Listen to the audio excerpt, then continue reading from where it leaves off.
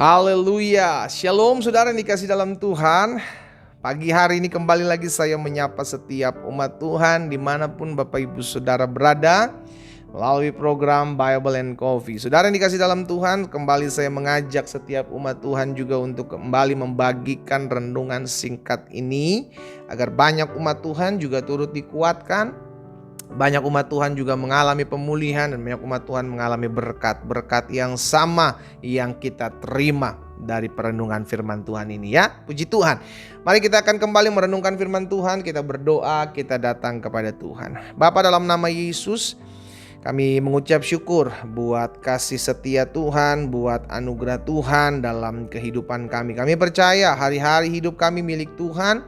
Hari-hari hidup kami ada oleh karena kemurahan Tuhan. Karena itu kami kembali rindu untuk mendengarkan sebagian daripada firman-Mu. Roh Kudus urapi kami dengan roh hikmat dan wahyu, sehingga setiap benih firman Tuhan yang kami dengar mendapat tempat di hati kami, menjadi rema dalam kehidupan kami. Sehingga semakin hari kami semakin didewasakan, semakin hari kami semakin bertumbuh dalam pengenalan akan Tuhan. Di dalam nama Yesus Kristus Tuhan kami berdoa. Haleluya. Amin, amin. Puji Tuhan. Nah, saudara yang dikasih dalam Tuhan, hari ini ada satu kebenaran firman Tuhan yang kembali saya mau bagikan buat setiap kita. Di dalam Yehezkiel pasal 33 ayat yang ke-14 sampai dengan ayat yang ke-16.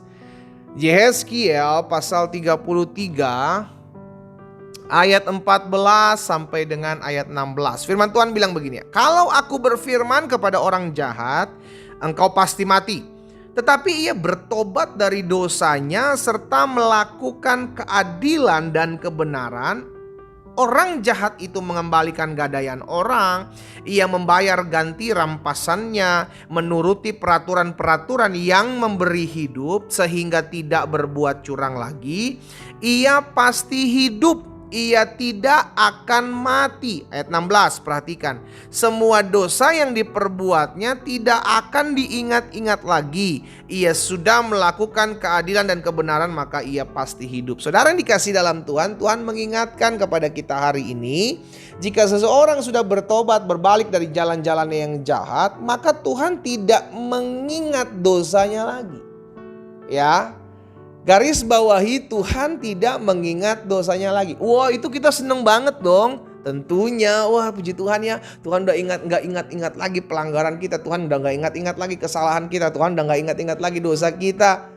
Tetapi kalau keadaan itu dibalik kepada kita, saudara dikasih dalam Tuhan, ada banyak orang berdosa sama kita, buat salah sama kita, mengkhianati kita, merugikan kita, menyakiti kita. Jadi pertanyaan, ketika dia sudah minta ampun sama kita, minta maaf sama kita, masihkah kita mengingat-ingat pelanggarannya? Halo? Masihkah kita mengingat-ingat dosanya lagi? Lu ya dulu, wah itu tuh bahasanya tuh. Lu ya Pak, bilang sama suaminya, dulu waktu gua masih begini. Dia ungkit lagi.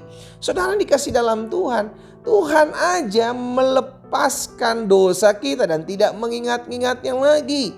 Semua dosa diperbuatnya tidak akan diingat-ingat lagi. Kenapa? Karena itu masa lalu. Sama-sama bilang sama saya, masa lalu.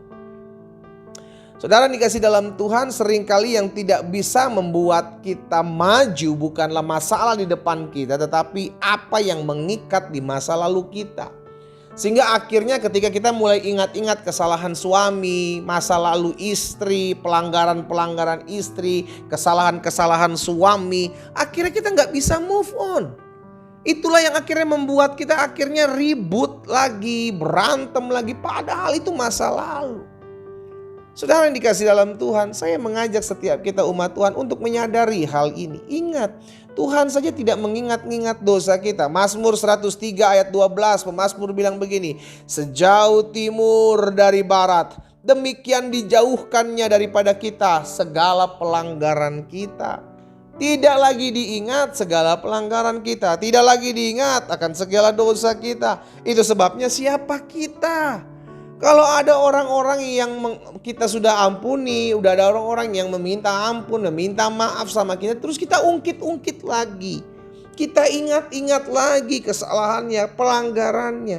Apakah kita lebih hebat dari Tuhan sehingga kita mau ungkit-ungkit kesalahan pelanggaran suami, istri, anak-anak, orang tua, mertua kita, menantu kita?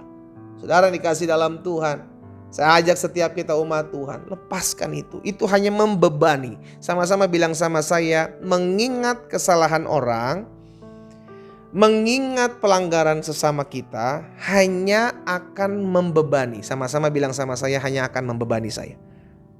Untuk apa kita lakukan sesuatu yang membuat itu jadi beban dalam hidup kita?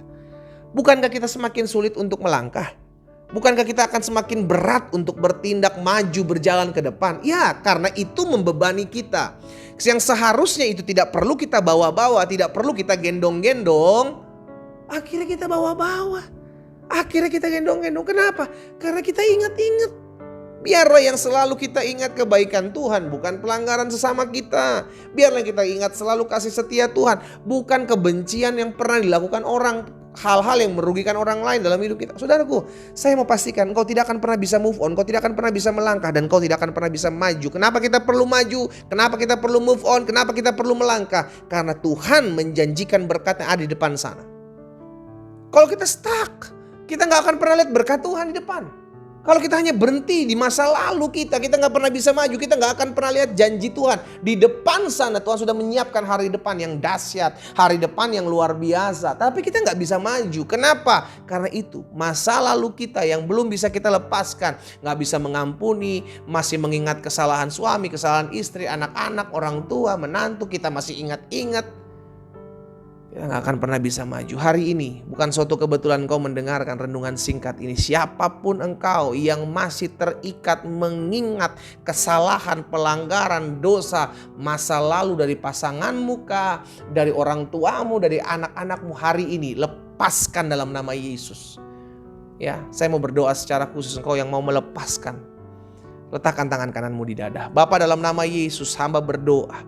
Ada anak-anak Tuhan yang hari ini mau melepaskan segala ingatannya terhadap dosa-dosa pelanggaran dari pasangannya, dari orang tuanya, dari anak-anaknya, bahkan mungkin dari teman-temannya yang pernah menyakiti, mengecewakan, merugikan mereka. Hari ini mereka meletakkan tangan kanan mereka di dada dan mereka mau melepaskan itu di rumah mereka masing-masing dalam nama Yesus. Seperti Tuhan tidak mengingat dosa kami lagi, pelanggaran kami lagi, maka kami tidak boleh mengingat-ingat, mengungkit apa yang pernah orang lain lakukan dalam hidup kami yang mengecewakan, menyakiti, melukai hati kami. Hamba berdoa ya Tuhan, dalam nama Yesus dilepaskan dalam hati dan hidup mereka, sehingga mereka semua mengalami lawatan dan kuasa Tuhan. Bapa, terima kasih buat benih firman Tuhan. Hari ini kami semua dibebaskan, dilepaskan dari rasa bersalah, dari intimidasi, karena kami percaya kami sudah dibebaskan, kami sudah diselamatkan. Ada anugerah, ada kemurahan Tuhan dalam hidup kami. Berkat-Mu ada atas masing-masing kami ya Bapa. Mereka yang sakit dengar firman Tuhan, disampaikan firman, disembuhkan dalam nama Yesus terjadi dalam hidup mereka. Apapun sakit, penyakit, kelemahan tubuh mereka hari ini, mereka mengalami kuasa dan mujizat Tuhan. Berkat-Mu juga ada buat setiap mereka ya Tuhan yang berbeban berat, mereka yang memerlukan pertolongan dan butuh pembelaan Tuhan. Biar Allah campur tangan dalam hidup masing-masing mereka. Di dalam nama Yesus Kristus Tuhan kami berdoa. Haleluya. Amin. Kita nikmati kopi kita saudara. Haleluya. Stop mengingat-ingat dosa pelanggaran sesama kita yang pernah mengecewakan, menyakiti kita. Mulailah selalu mengingat kasih dan setia Tuhan, kebaikan Tuhan atas kehidupan setiap kita. Ya, Tuhan Yesus memberkati kita semua.